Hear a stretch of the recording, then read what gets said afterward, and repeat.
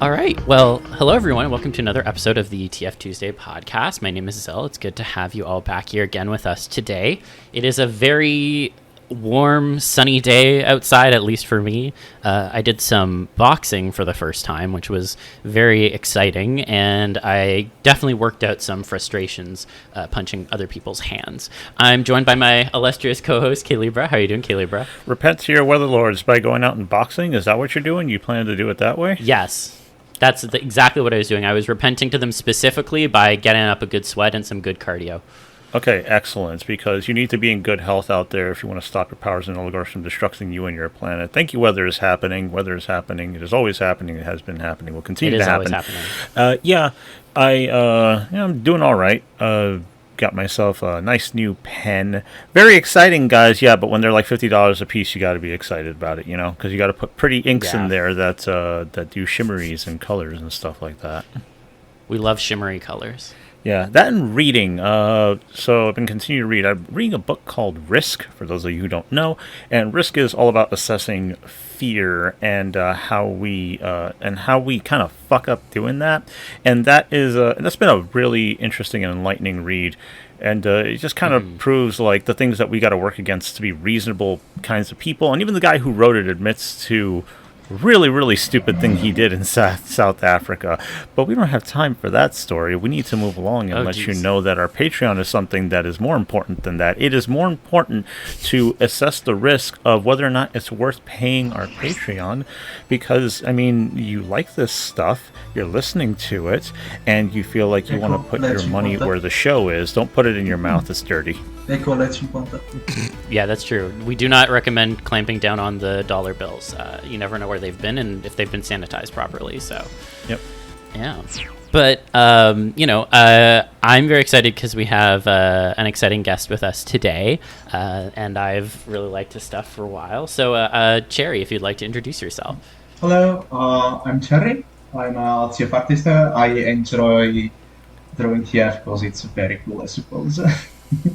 I've been drawing for a few years now, started in 2020 during the pandemic, so I had something to do, but the passion about TF started way earlier, I would say about 10 years ago at this point. It's very neat. I do enjoy mostly drawing mid-TFs, because I like how you can break anatomy, and how you can just make stuff uneven, with just like giving someone big huge pose while at the same time you can see maybe their human hand is still human or semi-human at least, and I feel like this brings a certain dynamicity. Dynamic, yeah. Dynamic, yes. Yeah. Dynamicism. As you can tell, I am not as you can tell, English is not my first language. I'm Italian, so I'm trying my best right now. Yeah, don't worry about it. Yeah, we appreciate it. But what I wanted to say is that pretty much I like TF because it's not boring how you do it. Because drawing a normal person or an anthropomorphic animal, yeah, they are cool, but to TF I feel like there is a certain puzzle aspect to it that makes you think about how you want to do it, how do you want to distribute the weights, how do you want to make things pop out, how do you want some certain elements of the TF to be much more visible and drag much more attention than anything else. So apart from the theme of TF, which I enjoy in general, I just really enjoy this technical part of it as well. No, that's awesome. And I guess I'll ask, I was curious to know how you kind of got into the kind of transformation fandom in general, because it sounds like, as you said, it's something that you've been interested in for probably a decade at this point, but it's only something that you've been creating art within for like the past 4 or 5 years. Yeah, it's I suppose that transformation is something I've always appreciated. Since when I was a child looking at cartoons, the transformation sequences were the best parts of many media, like many of the community think so. And this whole world really opened up when I found out that people drew werewolves online, and I was like, whoa, well, that's epic. And then I learned that some people even drew werewolves, and I was like, this is mind-boggling, this is mind-changing, this is amazing. I was just scratching the surface, and then one time I found a link under this picture because I was browsing Google Images, and while browsing here, I found this one a cool TF art of a werewolf, and it brought to a certain site called DeviantArt, and I was like, "No, what's this?" And from there, everything exploded with DeviantArt. Nice. So it was DeviantArt that really hooked you. Pretty much, yes. And really, first TF artists I started following were Maru, which at the time was called Rainbow Raven, and Theza. And they mainly did Pokemon TFs back then. So that also was the aspect one of the aspects that dragged me to it. Because I did like enjoying such a variety, such many different shapes, cartoony stuff. I do like that a lot. So I pretty much spent some years looking at different TF artists in admiration, being like, whoa, that's cool, I wish I could do that as well. Yeah. Well, it's interesting because, I was going to say a lot of your stuff is focused on Pokemon, and obviously it's clear that that was one of the kind of introductions to the kind of transformation space through those artists. I guess, we've had a lot of people who have come on and talked about their, unique appreciations for Pokemon, and it sounds like for you, maybe the draw is a little bit on, the variety and also the different ways to, like you said in the intro, break their anatomy. Would you say that's kind of the appeal of Pokemon TF to you? I would say, yeah, it's a big mix. One, they are weird furry creatures. I like that. I like that they are very colorful. I like that they are easy to draw, because I did try drawing other stuff like creatures from the universe of Dark Souls or Monster Hunter TFs. And with that, I find it a little bit more complicated because I feel like I have to put every single detail in everything I draw. But whereas with Pokemon stuff, it's much simpler, it's rounder, it's good to me, it's very appealing to me. And yes, the variety is very good. There are more than 1,000 Pokemon at the moment.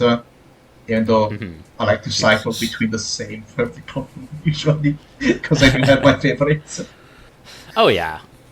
I mean, I think everyone has their kind of core Pokemon, and I'm not surprised to hear that you've got a few that you like to cycle between. What's the draw to the ones that you cycle between? Which ones are they, and what is it about them? Is it the kind of roundness again, or? I suppose that unconsciously is also the roundness. Because how shape theory works. Round, if you see something round, if you design something round, it's meant to be more appealing, more comfortable, while something rectangular might indicate some kind of stability. Triangular is more of more like a menace, an evil character. I really like the round stuff because I do like softness. So yes, a lot of the Pokemon I like are generally round. We talk about Bewear, Staffel, Boltund with their very cute round muzzles, also Azumarill with their round shape. It's just very cute stuff that I like to draw, and even if I don't draw a Pokemon that is that much round to begin with, I still kind of round it up with my art style. Yeah, well, I mean, you draw what you want to see, so that makes sense to me. If you like the whole friendly motif and everything, I mean, by all means. It's funny that you mentioned the whole Monster Hunter thing, because I also get intimidated about making those, a prospect of those, but I've learned to make implications so that I don't have to do that, and the style I'm pursuing allows for that, and then I can just kind of get into the details if I want to, but I don't really have to. And and also, inverse to you, the Pokemon stuff I've done, I add details because the Pokemon designs are inherently boring to me for the most part. Yeah, that's fair. That's fair. I know it's fair. It's definitely fair. I did see your art. I feel like we kind of are opposites, but because of that, I see how much details you put into that, and I'm like, oh my god, I could never do this. This is amazing. Yeah, you can. If you wanted to, you could. Big respect to you for that. I appreciate that. I mean, like you also put a lot of work into what you do. People think that stylized stuff is like, oh, it's just simple or whatever, and therefore it doesn't require a lot of effort. It technically takes more effort because for some people it takes way longer time to be able to get to that very clean, very simple, symbolic sort of appearance that everybody finds so appealing, and it goes underappreciated for those reasons as well. Yeah, I would say so. I think you need to learn all of the motions with your hand, right? Get the right shape and also get the right amount of simplifying something. I've also tried to like maybe add more details. I feel like TF is a good way to add more details to something simple. Because like again, in mid TF, you won't just have the Pokemon, you will just have you will also have like the body parts changing, maybe a body part which is way bigger, so you have to add more details to them, but not enough to make it a distraction. Yeah, it's all about what you want to see out of it too. So there can be even fewer details than you think, but there is a lot to consider if you want to like do how you want, if you want, depending on how you want parts to transition, and that's the other creative exercise. Because you mentioned at the beginning that you like thinking about transformation, like in the mid spots, how to break anatomy, and that's how I like to frame it. A creative exercise. You sit there and you look at it, and you're like, how can I make this look the way I like it? Yeah. It's always that unique challenge of translating something that has like official artwork or whatever, and making it your own, and how you want to, like you both said, like break the anatomy and break it down into kind of a transitional state between human and not. So I always find that interesting. Yeah, would you say there's any core, like you mentioned like the 30 you cycle through? Would you say there's any in that like 30 or so that lean more on the complex Pokemon design? Because obviously there are some pretty intricate Pokemon designs for some of them, but do you have any that like you are drawn towards that are a bit less round and more like rectangular or triangle-like? Usually, they are pretty rounder stuff, rounder shapes. Also, there is some Pokemon like Incineroar and Lycanroc, which have all of those spikes, which are at least a little bit less rounded. Thinking that most of the time, so when I'm not drawing something rounder, is because I'm trying to draw muscles. Those are also pretty fun to draw. I'm just not that good at anatomy, so I will just kind of repeat some of the same poses and try to learn to do them better and better with different tries. But yeah, taking a break from roundness can be fun at times, so you can experiment out of your comfort zone. It's very nice to try that as well. Yeah. No, absolutely. I mean, I think that's one of the ways that we as artists can grow is doing things that are outside of our normal routine, and then seeing what we learn from those experiences that can then be applied to future pieces of artwork, even if you're going back to something that's a bit more familiar and comfortable. Yeah, the only issue I have is like if I want to try drawing something less rounded with a lot more details, I'm a little worried about the line art because I like to keep my line art clean. I like to keep my line art clean and not have any errors in the line art. So wherever I try drawing something more complicated, I feel like no, this just looks like a messy sketch. This should not be good enough for a line art. I need to improve on it. But by trying to improve it, I end up making stuff simpler at times. So I kind of miss that kind of roughness that some artists have in their line art. I just lean more towards cleanness. Also because my art style is much more cartoony than painting, if that makes sense. Yeah. Why do you like the clean lines and stuff like that? Because cartoons don't necessarily have to be clean at all. I got examples of very stylized stuff that I've seen, like really sketchy bits, and it can look really good, very expressive. No, yeah, I just suppose I enjoy this kind of drawing a little bit more. Uh, Mostly because a big inspiration of mine when trying to evolve and choose an art style was the artist Jolting. And Jolting Oh yeah. has this very cartoony vibe to his drawings, these very cutesy characters with a firm line art. And Hmm. yeah, pretty much when I wanted to like get better at drawing, I was like, yeah, I'll just take this as what I will do because it looks nice, and then look how the thickness of the line art that changes with the different body parts. So, and also like how the line art that changes during the stroke. So I Right. do like that kind of stuff, and yeah, I suppose. All right. Hopefully you can give yourself enough breathing room to enjoy some mess, because mess is fun. Mess is fun. I just have my brain being like, yeah, but if I want to finish the drawing, at least clean it. Yeah, be careful with that. That's actually you be careful with that. Now, yeah, I've started to get much more accepting of my colored sketches lately. I feel like they work good enough. I have been doing some of those mainly for Hmm. Pathfinder characters and cheat poster, and they are fine like that. There is no need to refine them too much. So I'm working on that. Yeah. No, that's good.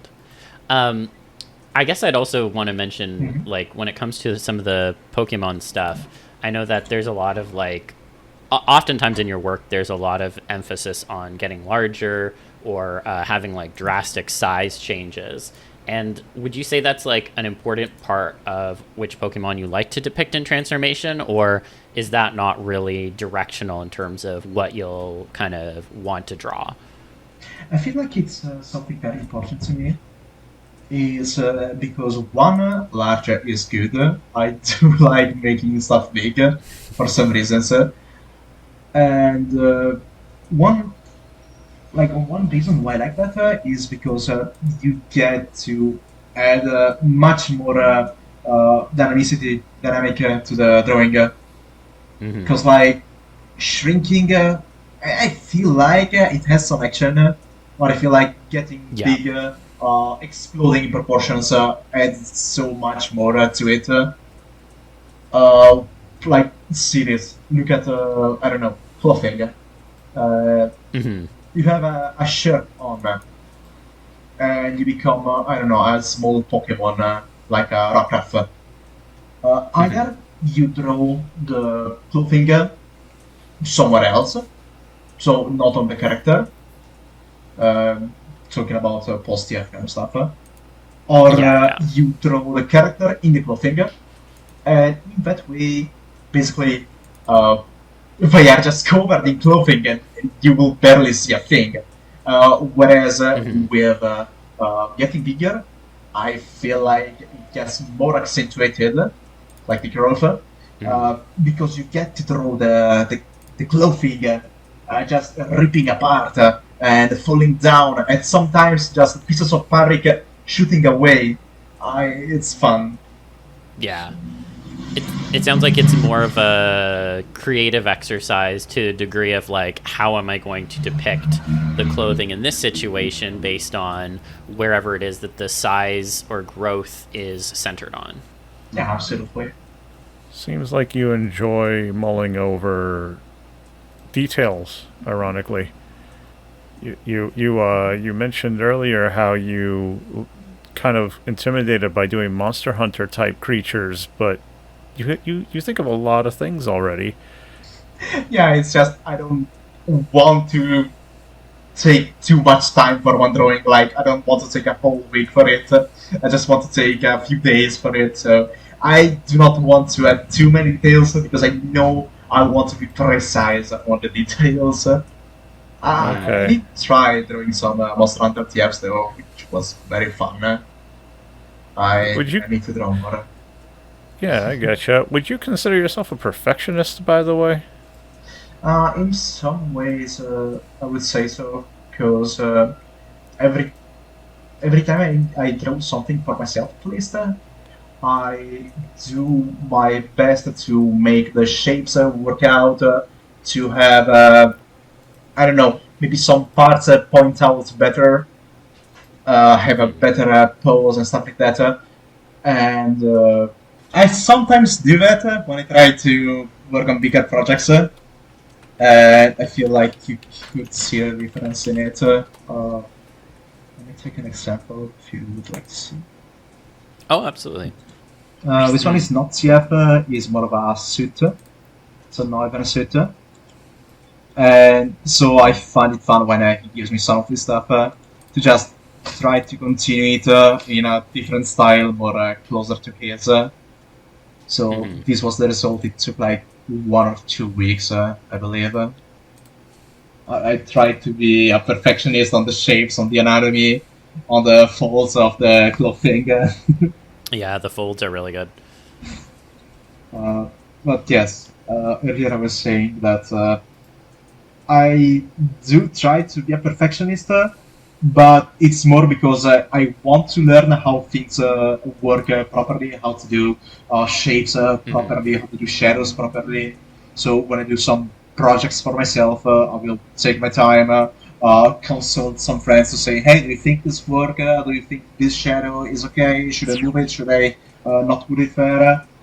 Stuff like that. So in that way, I'm kind of a perfectionist, but again, it's more to really understand everything else, because I've never been to an art course, an art school, so I kind of started from zero. So some of those things that people might consider it the basis, I do not know all of those. But everybody starts at zero. Who doesn't start at zero? Who starts great at art? Nobody. Yeah. You're doing it. It's good.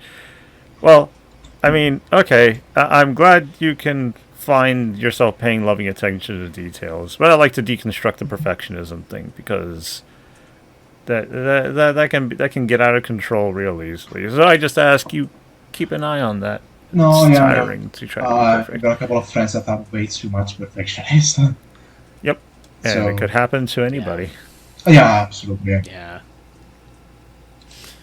Well, I do want to move on to the next topic, but I have a final question I need to ask, and it is, what underrated Pokemon species you wish there was more TF art of? Because I feel like there's a few, like 20, 30, 40 that you probably see a lot of transformation art of, but are there any that you rarely see that you wish there was more art of? Well, it's kind of a given, but Bewear is my favorite Pokemon, and there are not enough TFs of Bewear. I feel like it's not. I feel like it's a potential that is not being used.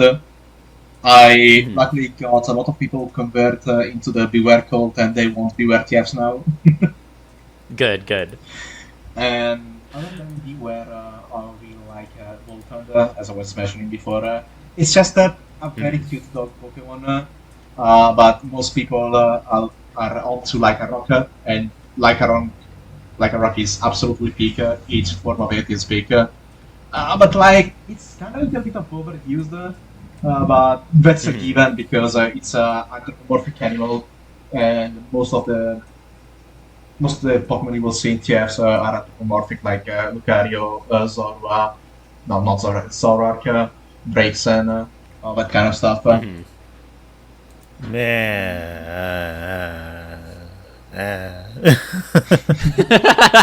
Libra has a lot of opinions about Pokemon, so It's okay, everyone has his own opinion. I know. yeah. I'll express it in grunts so we can move along. Grunts, moans, and complaining sounds. Of course. Well, obviously this kind of ties into some of the roundness that you've already been chatting about, but one of the things that really stands out with your art as well is a lot of like plush TFs, pool toy TF stuff like that. And at least on the plush front, I wanted to get a better understanding of what the draw was towards plushies in TF situations and what made you first interested in those kinds of transformations. I just really enjoy the sense of comfort that plushies can give. Just soft, fluffy stuff. Generally, in my art, my main direction is I want what I draw to be huggable, to be something you can hug and you would like to hug. And plushies go hand in hand with it.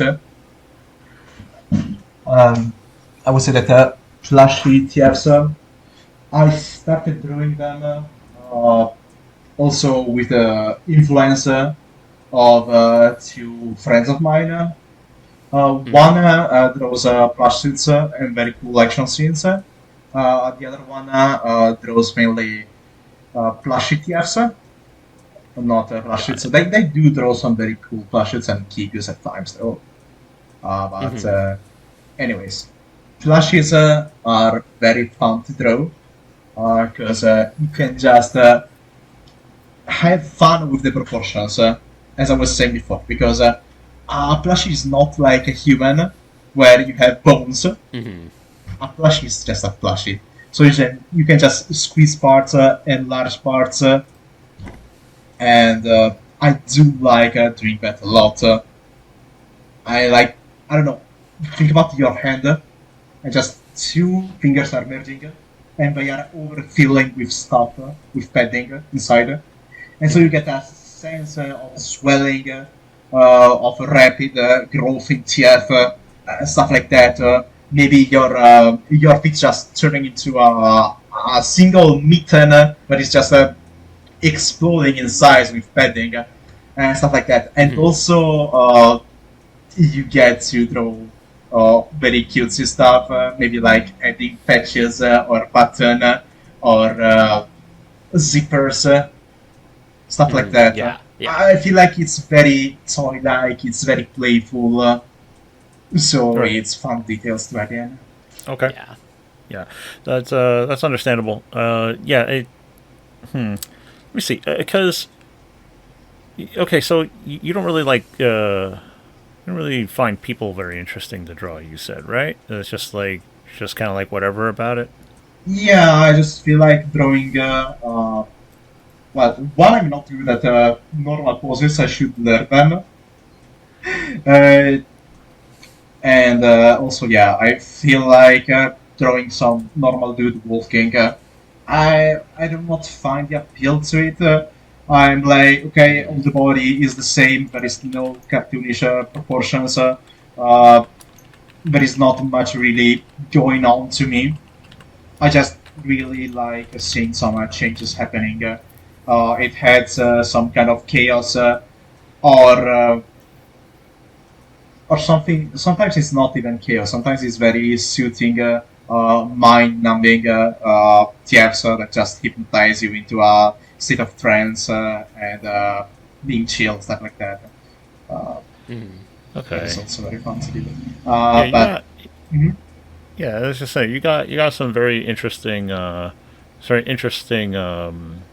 indulgences, and so it's just like I think you like a lot of energy. You like stuff happening. I guess serenity really isn't a thing that you like to think about in art, but even though it's kind of like you want to see like this big exciting thing happen that can lead to a very comforting conclusion. Yeah, pretty much so.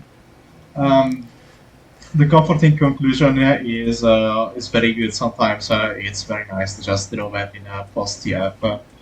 I just feel like there is a sense of fulfillment with a very energetic TF, and then the moment that you get to calm down and maybe check out your new body, how it looks, how it feels, how it is, adapt to your new size, or just take a nap because your body is comfortable and you're a bit tired from the TF. Yeah, gotcha. I think that whole like if you're gonna like lay down and rest versus like you're being kind of encompassed touches on something I always enjoy with inanimate TF in general, but like plush TF can have you either become something that's still animate at the end through whatever like magic is powering this, or it can be like completely inanimate and you're immobile essentially. And I think you've drawn both, but it sounds like you maybe like both, or do you have like a preference for one or the other?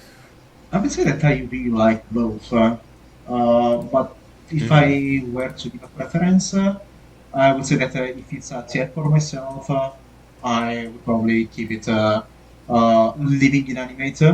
If I want to bully some OCs, I might just make them fully inanimate, just for fun. Got it. But Why again, do you want to bully some OCs? Because it's fun. Why is it fun to bully someone? Like, who are you bullying? OCs Where's the fun in that? Because it's your own creatures. Because they are not alive. They are just characters. But also you are giving them a very blissful experience. That's the bullying. The bullying is through bliss. Yes. So it's the kind of, no, don't turn me into a flashy. It's that kind of thing. Okay, yeah, that sort of thing. It's that kind of bullying. Sometimes what am I trying to say? Transformations that are somewhat bewildering are good for the little meow meow. You got to give them a little trauma, I was going to say sadistic, character. But sure. Bewildering is just like what's going on, but that's not the same thing at all. I mean, I personally, I have never made a character that didn't have a little bit of trauma in their backstory. So I don't know. Maybe that's just my opinion. But anyway, so you were going to say something. I guess you're making it worth their while. Fucking, if it's worth the trauma after. Fucking go on. No, it's in a much more playful way. It's more of a, think it more of a vacation for a while, but you get to relax and not think about anything. I get it. It's we've talked about this before. People say, "Oh, permanent," but some people when they say permanent, what they mean is indefinite. You don't know how long it could be. It could be a little while. It could be longer. It could be an extremely long while, depending on what fucking thing you're going to be doing. But yeah, it's like indefinite. You're like, well, I guess this is the thing. I'll be back sometime. Yeah. In the end, to be honest, the permanent stuff is just to add a little bit more of spice to it, because it can be fun to add to a TF. Yeah, a little sprinkle. But I got a lot of friends that really like the post-TF aspect of like adapting to your new body, stuff like that. I'm more of a just TF guy. I just really like to see the body changing, the intense feeling you might be having at the moment, the pressure all around the body, intensified also by the clothing breaking, stuff like that. It's just very fun to me. Yes, it's a sensory experience. It's like visual. It's visual. It's tactile. It's something you want to see, something you want to think about, feeling, all that kind of stuff. It's what I like to explore too. When it comes to that inanimate side with the plushies, are there any aspects of those transformations that you find like creatively interesting to explore, be it from like the way in which you draw out some of the details or the way in which you're kind of inflicting it on whatever OC? Is there something there that like you find interesting from a creative perspective in terms of creating the picture? Well, yeah, the whole plushy thing has the variable, makes sense, variable mass. Yeah, variable, yeah. Variable mass of like padding, moving around, stabilizing, stuff like that, and also you get to add a lot of creases, seams to the creation. Maybe add a different kind of texture to the already TF parts to make them seem that they are plushy and that they are not just fur. Yeah. I feel stuff like that is very fun. And on top, as I was already saying, you can add button patches. One thing I really love about plushy TFs is just adding one tag on tag to the plush, and it can say whatever you want. You can say your name. It can just say toy. It can just be a symbol like a heart or a Pokeball. Yeah. No, I do enjoy that. I was gonna say there's definitely one piece I got before where the artist used it as their signature, which I thought was very cute.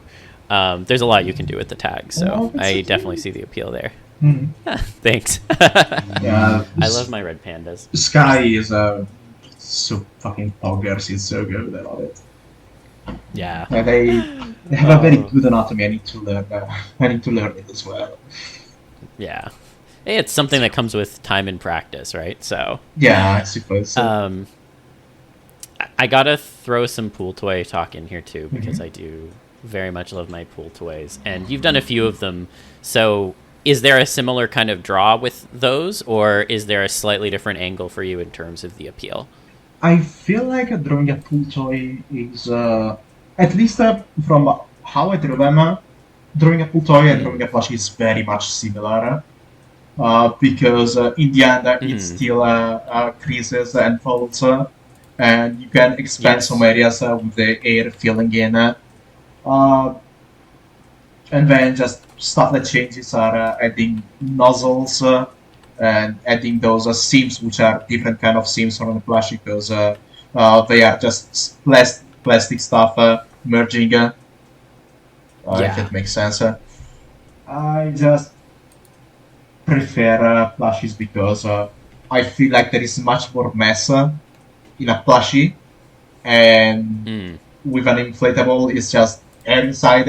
I feel like they would just weight nothing, and so I'm like, okay, I cannot play with this. It will just will just bubble around, bounce around, yeah.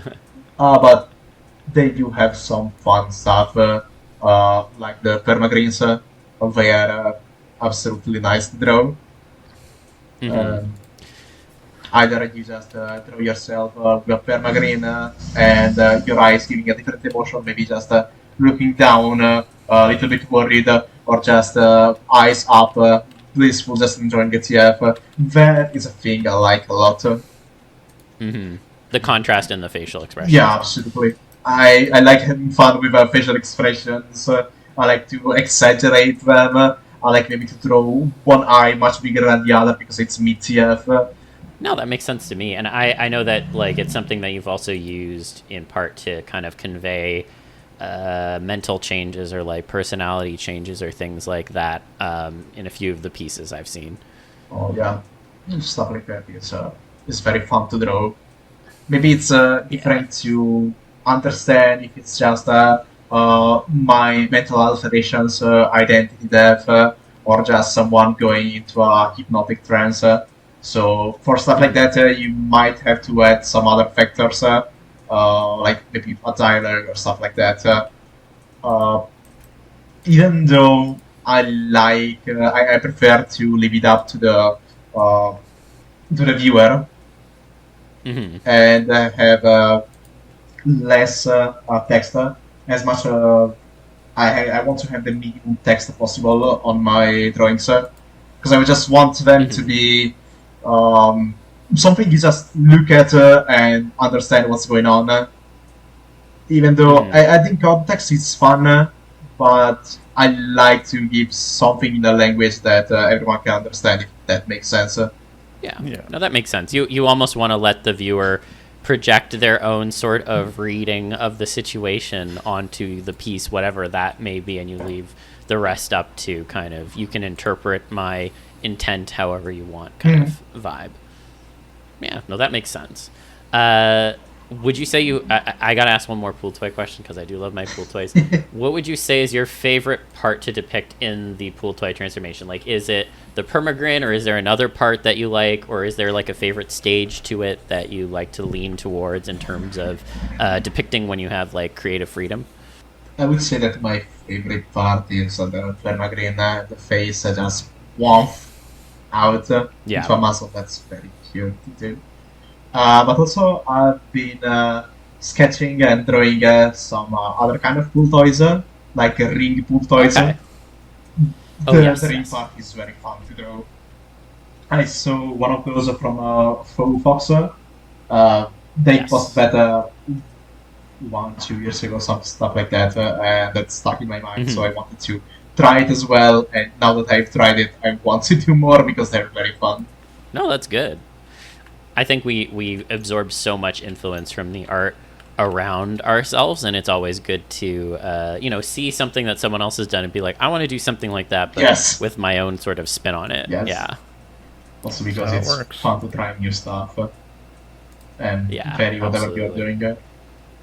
As as much as I mainly draw Pokemon TFs, I do like keeping some variety. So, like, maybe sometimes I draw Pokemon, sometimes I draw muscles, sometimes I draw some just growth of specific body parts. Hmm. I Yeah, feel like varying shapes and varying kind of TF can be very fun to do. Um, yeah, yeah, Absolutely. And I think you need that kind of thing because otherwise, people kind of assume that certain people are happy drawing the same thing all the time. I think that's an hmm, exception more than the rule. Somebody may do something a lot, but you never really know how much maybe they're being held back or holding themselves back or something like that. There's a lot of stuff that people could just want to break and do. And it's good to always look back at anything you've done recently and think, maybe I want to at least do this one thing differently this time. Because you know what the funny thing is about getting out of your comfort zone? You don't hmm always have to do something drastic. Sometimes, what I would do, for instance, is if I want to draw something and I think, man, have I been drawing it? Have I been drawing things from this angle like a bunch recently, or was it the last thing I did? It was like, well, maybe I don't feel like drawing an entirely different pose for this idea, but at least you draw them facing the other direction or something. Make sure I keep myself a little bit on my toes, the tiniest bit. You can like those things can add up and make you feel better. Like you're at least breaking it up a bit. yeah. yeah, it's good. I've been trying to learn new angles recently. I've actually been trying to draw some butts. Oh yeah. It's been fun. There was I forget the name of the Pokemon. Oh my gosh, it's the squirrel one I saw that Yeah, you did recently. That was like one of those kinds of poses. It's a Greedent. Is that what they're Grident, called? yes. Yeah. Okay. There we go. I do like the colors, what I feel like the colors were are a little bit flat because they mix a little bit too much with human skin, so Mm. could have been better. Well, like we said before, you gotta like experiment with things and then see what actually sticks, right? So Absolutely. yeah. Well, it's funny. I know we've kind of talked about your kind of artistic process throughout all of this, but in terms of just the things that you like to do from an artistic perspective, I know you mentioned a few at the top that were kind of inspirations to you that got you kind of involved with transformation art in particular. Do you have any other sort of like artists in general that you've like really looked up to for inspiration from a stylistic perspective?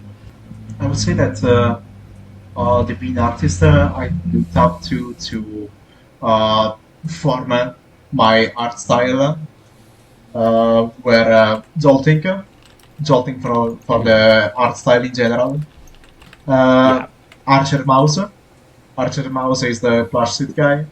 Uh, Incredible Yes. works, I love those. And that is mainly for the kind of roundness to it, to the Hmm. drawings. Because they draw soft shapes in an incredible way, just to convey the softness, fluffiness of the subject. And also HD Lepre, which is a TF artist, which I already Hmm. mentioned, and that's he's mainly for the subjects he draws. He likes to draw plushies, toy ETFs, that kind of stuff, and it's a very comfy thing. I like it. I like the mental changes he puts in his artworks. So Yeah. that's a big influence for sure. Nice. And would you say that like because I know you talked about how you haven't done like formal art training or anything, what would you say was like the most difficult obstacle when you were starting out in terms of creating art? Was it learning like shape theory, or was it anything to do with like shading or lighting, or were there any like real big stumbling blocks that took you a while to kind of surmount? Yeah, there were many, I would say. But the most difficult thing is just anatomy for me. Also perspective. I never dabbled with perspective much. I should learn it because it can make drawings pretty fun. But first I want to get a better grab at anatomy and stuff like that. Other than that, I find the shading to be quite difficult to me. Because I usually make just a layer for the rough outline of the shading, and then I try my best to make it fit, to make it work. Add other layers of multiply, overlay, glow dodge, stuff like that, and it can get very messy very quickly. You can then end up with a lot of layers all at once without them being necessary. Well, I got some tips for that. If you might be able to help with that if you're ever interested. I understand that lighting and coloring is very intimidating, and I look at what I can do now, and I'm just like, holy shit! Before I started to try to do color, I really thought I could never do it at all, and it just does feel that way. Same thing for perspective. People sometimes tell me that they think I'm good at perspective, which good. I would like to do more dynamic things, more forced perspectives, and more extreme stuff, to just like really get some kind of pop for certain ideas. But I don't know, like, as difficult as I find it, I've never really been like super intimidated with perspective. I think it's I don't know why is perspective like hard for you? Why is it a boogeyman for you? For just like, oh, it's perspective, it's hands, and like then people will have like an X factor one, but perspective and hands, everybody's just like, I hate doing these things. I would say that at least hands are not a problem for me because I turn them into fat balls. Well, no. Well, first of all, you better know what to do with hands so that you can break that anatomy. So you do have to be at least competent at it if you want to get the effect that you want. But specifically, I want to get the perspective thing. Why does perspective bother you so much still? It's mainly something that I've never tried because I like messed up how it is, and I've been trying to work on other things first before trying that. So it's not that I tried that I find it difficult. It's that I never tried it, if not for a couple of times. So okay. I really need to try it out, to get good, learn stuff. It's just that I don't want to dabble with it yet. Lately, I've been trying to get a better grip on my line art by trying out if it works better, if it's thinner, if it's thicker, and I've also been working a lot with colors lately, flat colors, to just find a way to make the colors appealing and also make sure that each color pops well. And so, like, you need to make a whole layer of a hue, saturation, luminosity, and put the saturation to -100 and see how the luminosity behaves in the as gray areas in the drawing, and then try to make those gray areas pop. I feel like maybe non-artists will not understand this, but people that have dabbled in digital art will understand. Well, don't worry. People can leave comments and ask us questions, and they can get some answers about some of that stuff they don't understand. You know, it is. Remember, people, this is still considered social media, and you can socialize. Okay, you can do that. You can engage. The engagement part sounds like a little buzzword that doesn't mean anything anymore. But the point is, you can like talk to us and shit. It's good. Even if you don't join our Patreon, you can still talk to us. Yes. Anyway, but you were saying, just like, I understand. Like you have a lot of things on your plate, and seeing how you seem to have the perfectionist bug biting you, and putting that blood. Not so much. It's just my outside that behaves like that. Your art style you described as like the things that you feel like you must do, you know? So that's why I'm coming at it that way, right? Am I still understanding correctly? Yeah, it's just because I want to get the best out of everything and try to improve myself. It's mainly that. Yeah, but okay. That's as long as you're you're playing, as long as you're having fun with it, because like, like I see, then the there fun you is go. the most important part. There's the work time and the play time, and the work time that you're doing for the play time for the better play time, and you know, you like spreading all that shit out, all that. Well, yeah, sometimes I get stuck and overthink, but I got some friends bringing me up and saying like, it's okay once you do, don't worry. Yeah, man, I fucking get it. I get it. Lots to talk about, but yeah, okay, cool. I understand. You're like, I don't really know what to do with this yet, so it seems like a lot. And for me lately, it's machines. Like I really want to do machines, and that pushes like a number of other skill sets that I feel are either underdeveloped or that I don't really know anything about. But it's like I want to do it. So like, you know, little bits here and there. In fact, you know what? I'll give you one tip that's easy to fill in. If you want to play with perspective, just think about your favorite things. You'd be like, how can I make this look really good from this angle instead? And then like, you know, Plus, you can embellish the size and the break in and the anatomy if you want to go for like forced perspective. So if you want to have like the big hand, it's like, whoa, and it's like blowing up in your face and shit like that. Exactly. Yes. Little things that can make you do something that you're probably not comfortable with, but you're like, this effect is really cool, and you know, you do that. That's a tip for everybody else too, if you want to do shit. No, absolutely. Can really emphasize some body parts, some motion. So if I want to learn perspective, it will be for that, because it's so cool. It's very useful. Good shit. And it's fun. Yeah, and you know, I guess we've kind of danced around it a little bit, but at least when you have made like personal pieces, I guess I'm curious as how you pick your topics, subjects, and themes, because as we kind of talked about just now, like sometimes it's more about what you maybe want to try versus what you feel more comfortable accomplishing in the moment. But do you have like a rough list of ideas that you work off of, or is it more you get kind of inspiration from somewhere, there's some sort of concept that you're vibing with, and you just kind of roll with it? I would say that my TF moods are very, very volatile. They're just hyper focusing on something for, I don't know, a couple of days. And then maybe a few days later you're like, why did I hyper focus on that? Yeah, like it's cool, but now I have this other thing that interests me a lot. So you almost have like a littering of like, oh, I started working on this, and then I had this, and then now I'm working on this kind of vibe. No. When I start something, I want to finish it. I do not want to leave it there, because as long as I'm working it, I'm interested in it. But what I meant is that my moods do swing a lot with TFs, and if maybe one day I want to draw something, the other day I have a different idea and I want to draw something else, but I will still draw the first thing because I'm having fun with it, because I want to see it done.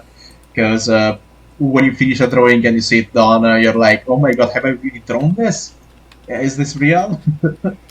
Yeah. And you get very happy with what you're drawn. Nice. No, that totally makes sense. And I think, as we were saying before, like that sort of variety, I think, is so important for the health of your creativity and the health of, you know, being an artist that's always kind of challenging yourself to do things from a different angle and such. I think that's a great way to approach it overall.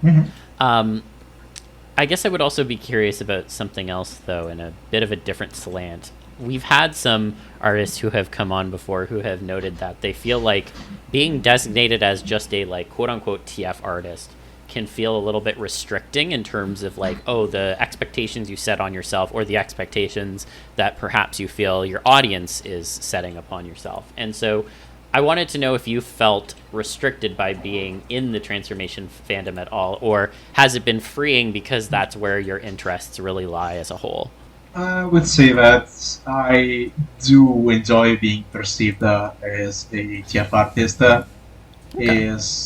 It is one of those niche things that really makes me happy. It is escapism, but it's fun escapism. But it's a whole community around it. There is so many styles about it, and a lot of different people you can know from all over the world. I find that crazy. Oh yeah. And again, the thing that I was saying earlier, I do like drawing TFs. I feel like drawing something that is not TF gets a little bit boring for me.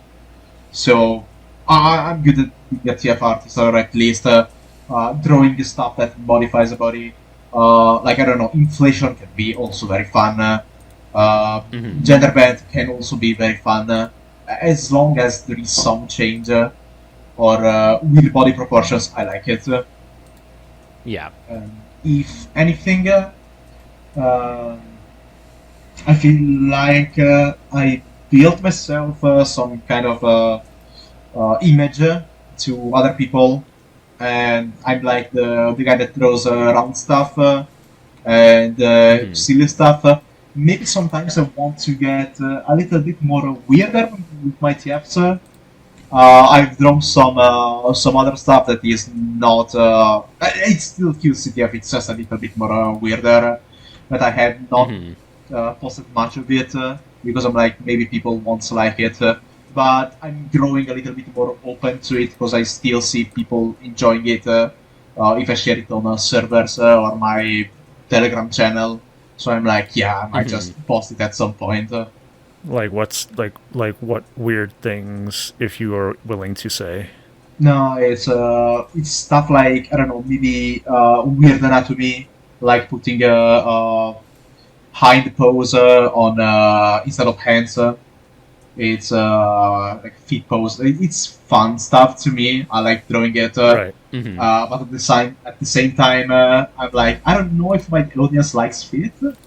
So your audience is only there because you made shit in the first place, and all you'll really do is attract a few other people who might like that you did this stuff. That's it.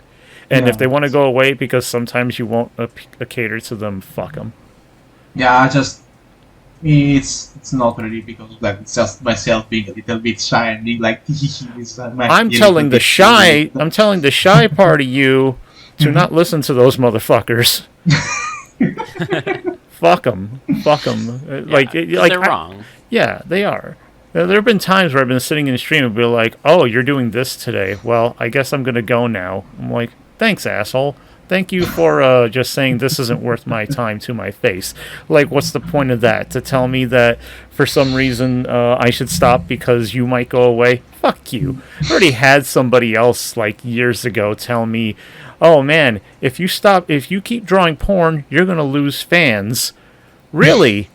Well, you know, it's been like over 10 years, and still, until I get an apology, fuck you. And also, and besides, like, listen, I'm gonna put it to you this way. If you're concerned about your fan base maybe not liking it, I want you to realize that for some reason, I have asexual people who either like sex disinterested or even sex repulsed, and they're like, "I like your work," and I'm like, "Really? You do? My work? Are you sure you're not talking about somebody else?" And I don't know. So people, as long as you're genuine and it's something that you feel like sharing, just go ahead. I understand like the shame in it, but I also think it's really weird how a community like this can still manage to foster a sense of shame for liking something. It is so fucking mind-boggling. That shit deserves a study. Yeah. And I think also some of it ties to like what you've kind of described in terms of almost self-censoring, because, you know, we may have seen XYZ reaction to certain things and then are like, oh, well, maybe I'm going to pull back.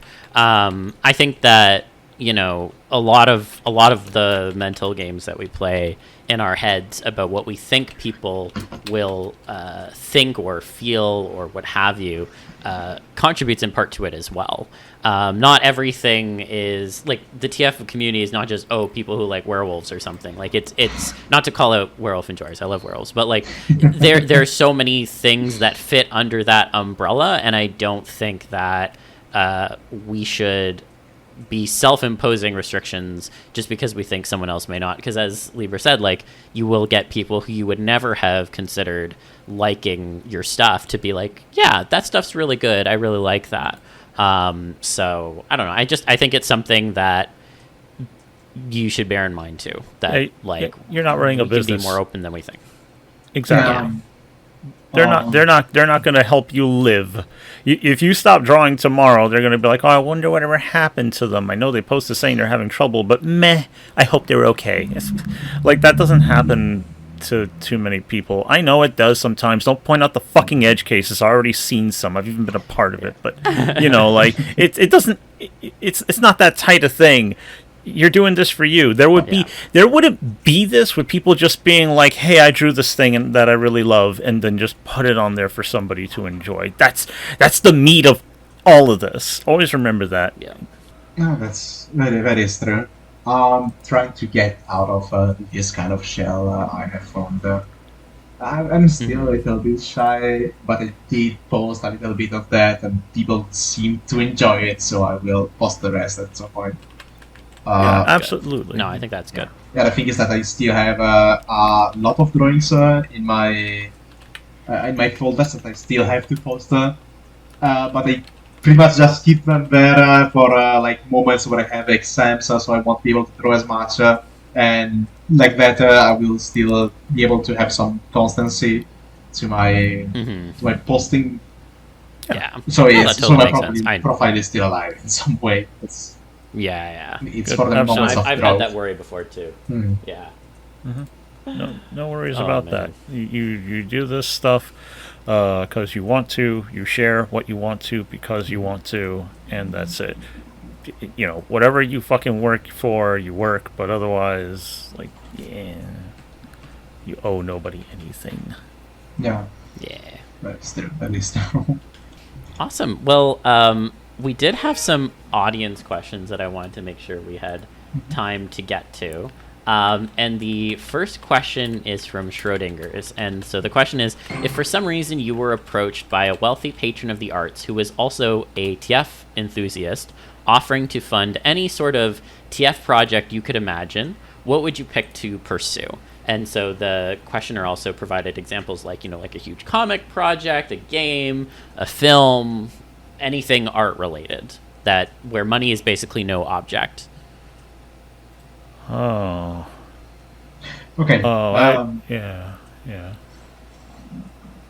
So it's a kind of articulated question to understand. If I understood correctly, they are asking if this guy had a lot of money and I told you do whatever I want with my money, but make it TF wise. Yes. Yes. That's basically the question, yeah. But do I have to do the drawings myself, or do I have to pick another person?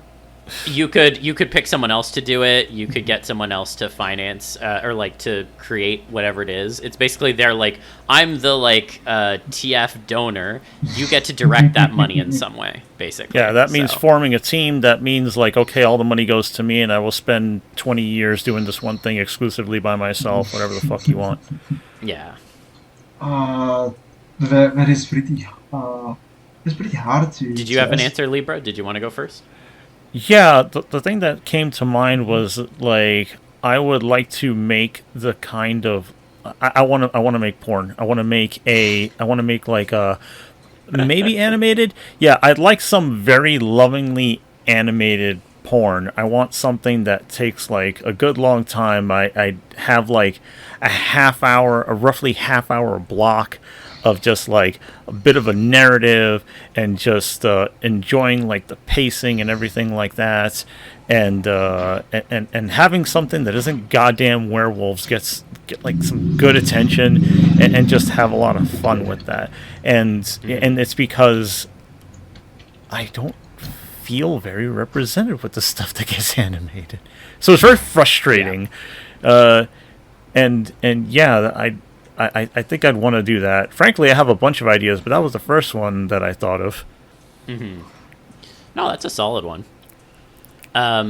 if you're still thinking Cherry, I know mine. I think what I would want to do is I would want to create a very, it would be customizable, but essentially a very elaborate sort of VR experience. So essentially, there's things called like meta movies where like in the VR, like you have like people who are live like playing roles, and there's like a movie kind of element, and you kind of get to act or role play through it. I think it would be really interesting to have that kind of experience set up where you could pick what it was you were going to become over the course of the story, and then live basically play through it. And if you had like all of the like haptic elements on like a vest or whatever, you could almost simulate some sort of sensations to go along with like whatever changes are progressing and that you're experiencing. I think that would be really fun. It would also cost a stupid amount of money, so that would be what I would put it towards.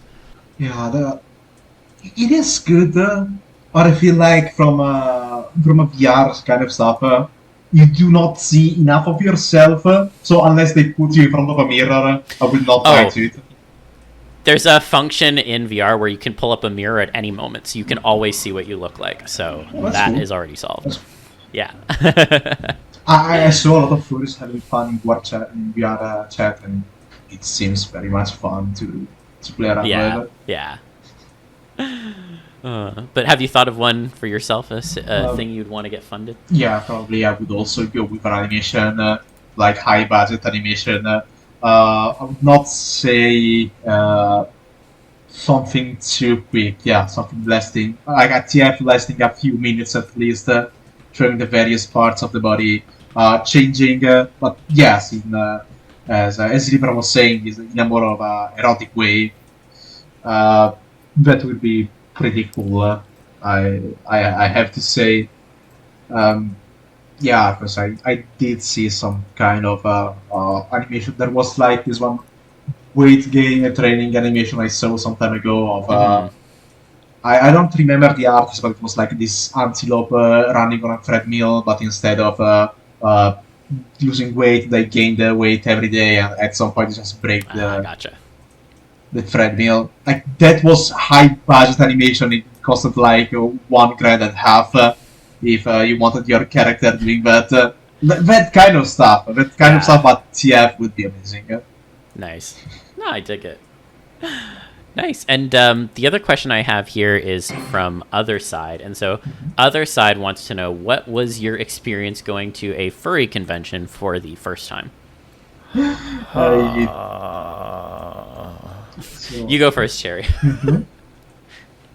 I've been to a furry convention for the first time just a couple of months ago, and I went there with another furry friend, and at first it was so weird because everyone was just chilling, people were in their fursuit, and I was like, do I approach, do I not, am I disturbing? Stuff like that, and it took me maybe 1 hour and a half to get used to it, to get used to everything, and then everything got so much calmer and chill. You could just approach anyone, have a small chat, something like that, hang around with them, just saying, hey, your suit is pretty cool, I like that, and the fursuiters would not respond verbally, just pet you, and that was feelings for me. Nice. So it was a positive experience overall. It was an extremely positive experience. I can't wait to have more of that. Libra, I know you're not a furry, so I imagine your first con was no. Go ahead. I'm going to ruin the room. I'm going to ruin the mood and give nobody a chance to recover from it. Go ahead. All right. Well. What I'll say then is my first furry convention was in 2018. I went with my partner at the time, now ex, and I was very nervous because I went to Midwest Fur Fest, which at the time was the biggest furry convention in the world. So I was really like pushing myself off the deep end, essentially. I had a really good time. One of the highlights for me actually was getting to not really related to furry, but I got to play a live session of a TTRPG game that was Star Trek themed, run by a friend of the pod, Toledo, and I really enjoyed that. That stood out for me. And also, like, getting to meet people that I've spoken with online before that never had a chance to see them in person. So I really enjoyed that aspect, getting to meet people, and definitely went to one or two TF themed things that I was a little bit underwhelmed by, and I was like, I feel like there's better ways to do it. So then the following year I came back and ran some of the events because I was like, I can do a better job of this. But anyways, all that being said, it was a positive experience overall. Definitely gave me the convention bug because I've been to 16 furry conventions now, so I think I like them, and now I have a fursuit, so I'm very much in the tank for fursuiting and such. That's so good. Yeah. My first time going was also with a now ex, but I remember finally seeing a bunch of fursuits in person and stuff like that. Actually, no, that wasn't my first time. I think I went to like a smaller thing, but that was like the first big, like, I'd say proper one, in quotations, you know, the hotel, the venue, and all that kind of shit that you know, people were expected to just be around. And I remember sitting in the lobby for a while with said ex and some other fucking dude. He had a drawing setup, a digital drawing setup in one of these fucking little lazy boy single couches, and he was talking a bunch, and I was just like, yeah, this guy seems at least a little interesting. He was also drinking. He had a whiskey, I think. But anyway, was talking his talk. I'm like, oh, you know, that's fun, or whatever, right? And I spent a good long time while we're waiting for our room and everything to get set up. And then after a while, he was like, you know, it's like, all right, gotta go, or whatever. And he's like, oh, yeah, it was good talking to you, blah, blah, blah. Like, like, hey, how, like, you know, he opens his arm for a hug, and I'm just like, that's the furry thing. I'm like, buddy, yeah. So I give him a hug. He gives me the hug, and he gives me a kiss on the neck, and I'm just like, what the fuck? Like, I don't like that. And like for the rest of the convention, I was thinking like, I guess I was like some awkwardness. Maybe I should expect that, but then like upon further reflection, I'm just like, no, that kind of fucking sucked. And then I'm like, all right, well, this is gonna paint the fucking experience, kinda. Not exactly, but there was at least one other very awkward moment that I also can't really believe happened. Somebody walked up to myself and the partner that I had gone with, and just kind of like meekly, silently was just like, hey, you know, just see you, whatever. She like open arms, comes in for a hug, and then kind of like looks at me, and then I'm just like, I guess I do this because I'll do as Romans do type of shit. And then and then I turn to the partner and I'm like, who is that? And they say, I don't know who that was. And I'm like, why the fuck did we? Okay, I hate this. I fucking hate this. The artist alley was at least interesting because I'm just like, wow, so I get to see some of this stuff in person. And then I was seeing like all the crafts and stuff that people do. It isn't just art. And it's just like, oh, some of this stuff is actually for me. And like, oh, there's like a little more variety here than I expected. Like, okay, all right. You know, there's like stuff at a furry con that I could probably appreciate. For the most part, I feel like I'm just tagging along, and you know, I try to talk to people, but you know, there's just like so much shit that you could run into. But my you know, furry convention me number 1 is very different from furry convention me number 2. So you know, I am willing to tell people like, what the fuck are you doing, you know, kind of thing. It's when before I'm just like, I want to make this work, and now I realize I don't need to make shit work. Fucking people, goddamn fucking.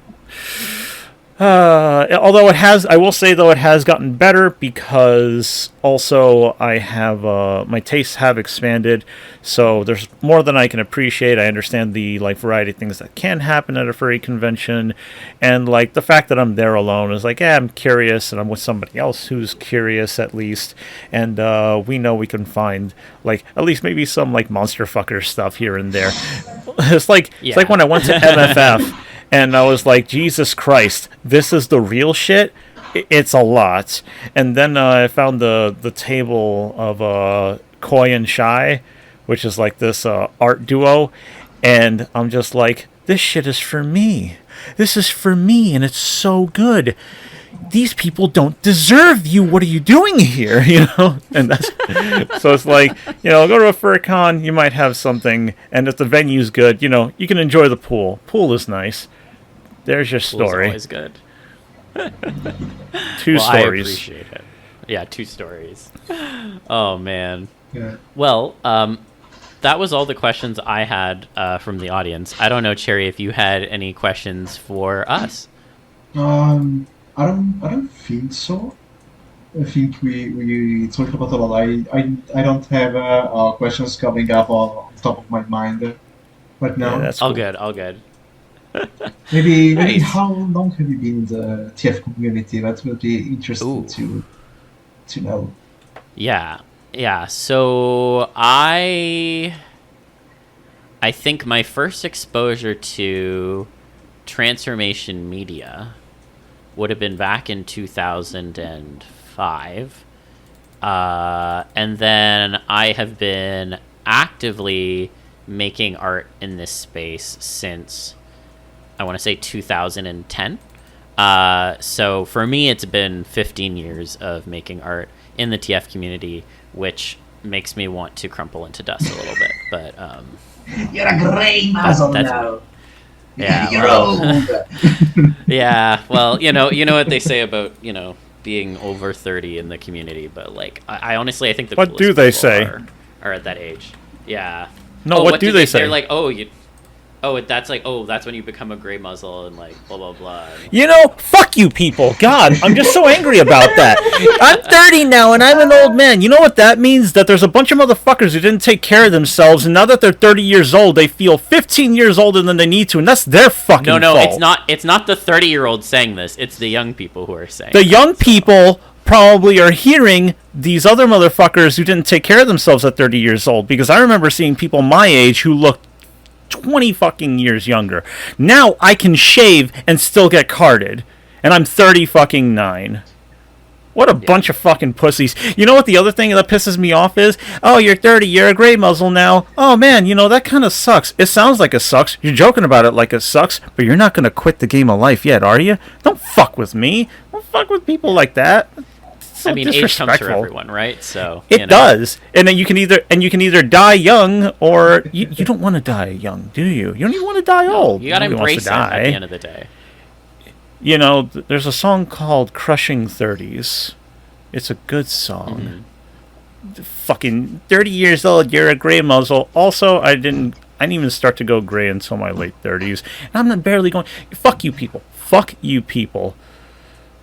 So when did you start posting TF art, Libra? When I started posting transformation art, it was probably around like it was like 2000. Was it 2012?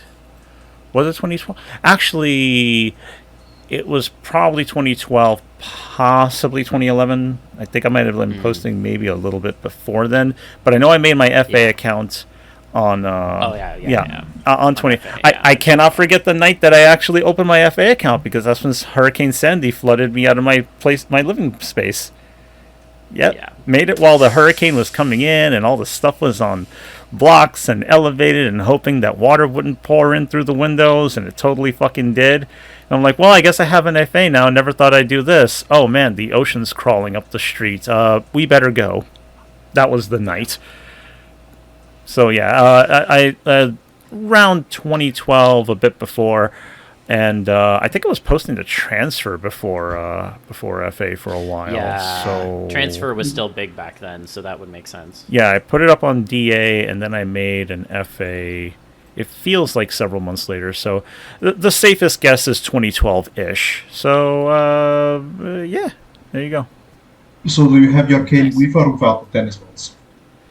If I have a cane, first of all, I will let you know that shit's gonna look cool as fuck. All right, people make fun of canes, but canes can be fucking cool. First of all, they make you look dignified, especially if you stand with good goddamn posture. All right, you can also paint it cool colors and put a pattern on it, or having etch. Yes. You know. Oh yeah, We do Mine's all it's gonna that have shit. racing stripes.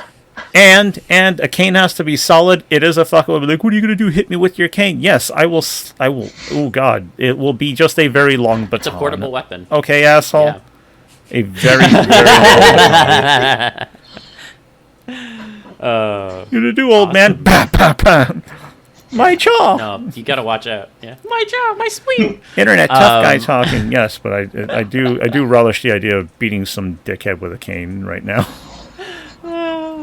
Well, as someone who just got out their frustrations via boxing, I can completely understand where you're coming from. So, oh man, awesome. Well, thank you so much again for coming on, Cherry. It was really good to have you. And if people are looking for your artwork, where can they find you?